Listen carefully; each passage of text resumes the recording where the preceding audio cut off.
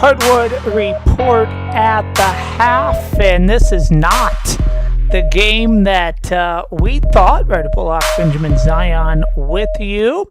As the New York Knicks spent the first two games of the NBA Finals looking like a team destined for a championship. Through 24 minutes of Game 4, the San Antonio Spurs have delivered a reminder that dynasties aren't crowned without resistance.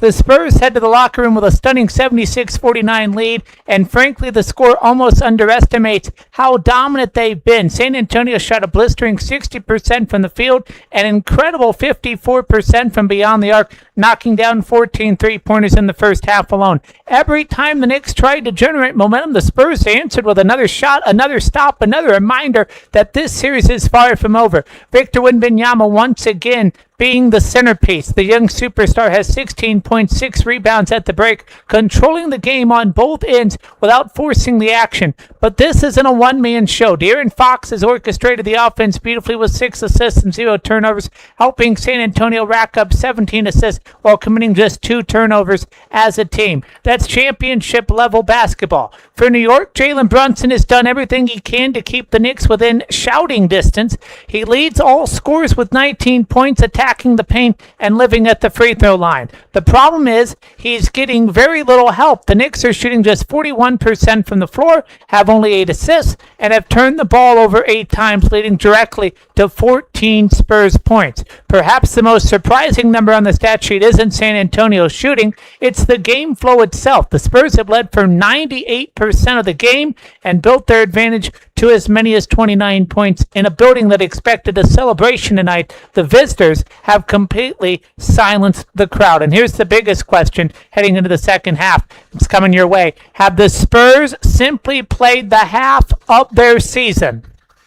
Yeah, they have. I mean, Ryder, if the Wu-Tang Clan don't make something happen, go to the locker room and tell the Knicks to shape up, it's game over. If Paul Pierce, who was down by 24 against the Lakers in 2008 in the NBA Finals, that was the previous biggest deficit in the NBA Finals. If he doesn't come in the locker room with KG and Ray Allen and all those boys, and Rondo to tell the Knicks to shape up, I don't know what they do. I mean, maybe Oscar Robinson gets in there. Maybe some of the other New York Knicks greats are in the locker room giving them a pep talk. Yeah.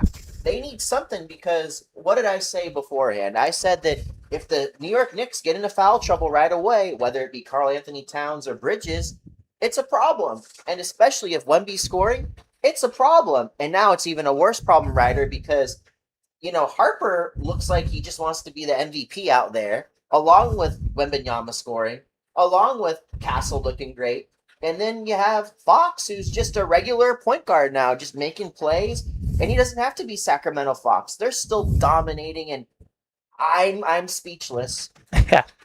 The Knicks have erased deficits before, and no one in this voting is ready to write them off. But you got to believe if San Antonio continues to move the ball, protect possessions, and shoot anywhere close to this level, we're heading back to Texas for Game 5 no matter what. But you got to believe we're coming back to New York for Game 6. Yeah, we are definitely coming back to New York for Game 6, it seems. And I would also say, it's interesting because does the home court advantage mean anything these days? I mean, we're looking at this New York Knicks team that has just been destroyed at home right now, but then also coming back to the Spurs, are they just going to be able to channel that energy again that in San Antonio, they made the Spurs just look like kind of a whatever team outside of Victor Wembanyama. They stifled Stephon Castle. They even had Harper looking totally lost out there. So, I mean, if the Spurs are able to come back to San Antonio and say, nah, the Spurs can't trick us anymore. They can't put us in a trick bag at all. We're good. Then the Spurs, I think, are really good. Just keep doing what you're doing, and you'll win the whole thing. You'll be the NBA Finals champions. Yeah. More on this half in a moment, but first, here's what's trending in the NBA. We start with Terry Rozier, as the legal battle that has lingered for months took another significant turn today. The former NBA guard appeared in federal court and entered a plea of not guilty to newly added charges of sports bribery and conspiracy to commit honest services wire fraud. The charges stem from an ongoing federal investigation into an alleged gambling scheme that prosecutors say involved the use of inside information to manipulate betting markets.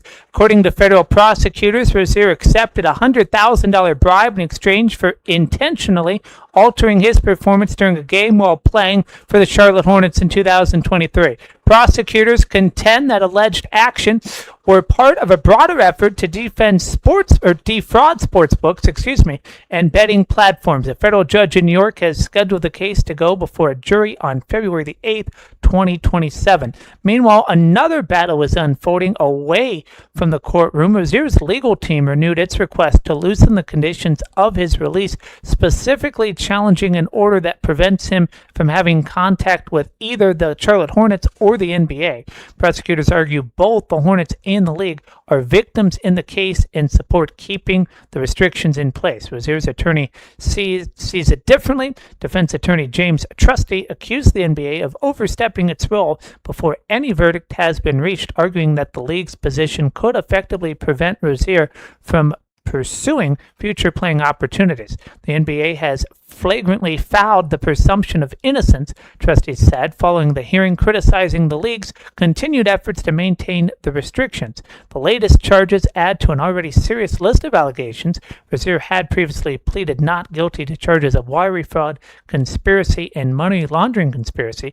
Prosecutors allege he worked with associates to help them profit from the bets placed on his individual performance during a March 2023 game while a member of the Hornets. Since then, Rozier's NBA journey has taken several turns. Charlotte traded him to Miami in January of 24, where he spent 2 seasons before being waived off on April the 10th. Now, as the legal process moves forward, the question surrounding Terry Rozier extends far beyond basketball. What was once a promising NBA career is increasingly being overshadowed by allegations that strike at the heart of professional sports, competitive integrity, public trust, and the growing intersection between sports and gambling. And with a trial date now set, one of the most closely watched gambling-related cases involving an active NBA player is officially headed toward its next chapter. Your thoughts quickly on this matter? It's just so sad. I mean, if you're making millions as an NBA player, and I don't know whether he's guilty or not, I would just say at the end of the day to stay away from all sorts of gambling, because anybody can put you in a trick bag unless you're doing something legally at the casino, with the card dealer or playing the game. I just, wouldn't get near any sports betting apps or anything like that. Personally, that's just me. But I wish the guy the best. Terry Rozier was a great player when he was on the court, but off the court, he's got his problems, and I'm just really hoping that, he can beat the charges if he's in fact not guilty. But if he is guilty, he's got to pay for his crime, and we'll see if the NBA would ever allow him back in the door. But when it's something like this, we've seen it before with some of these guys, and they don't come back. I mean, we can look at Porter from the Raptors. He's permanently banned from the NBA. He can never come back for what he did, and it's not too dissimilar from what's going on with Terry Rozier. 30 seconds. How do the Knicks make this a ball game? They got to go channel that Wu-Tang Clan energy. Just try to get the Shaolin energy. Whatever you can. I mean, you just got to keep fighting, and hopefully something will happen where somehow the Spurs are just not able to make shots, and the Knicks start making shots, and they don't get in foul trouble. That's their only chance. Wembanyama hopped out the bed, put his swag on, 16 points, 6 rebounds, complete control of the tempo. Every time New York has looked ready to make a run, the 7'4" superstar has been there with a bucket or a defensive stop. Right now, Victor Wembanyama is the one bringing the heat. The Spurs are riding his swag all the way to a 27-point halftime lead. Third quarter from the Garden when we come back.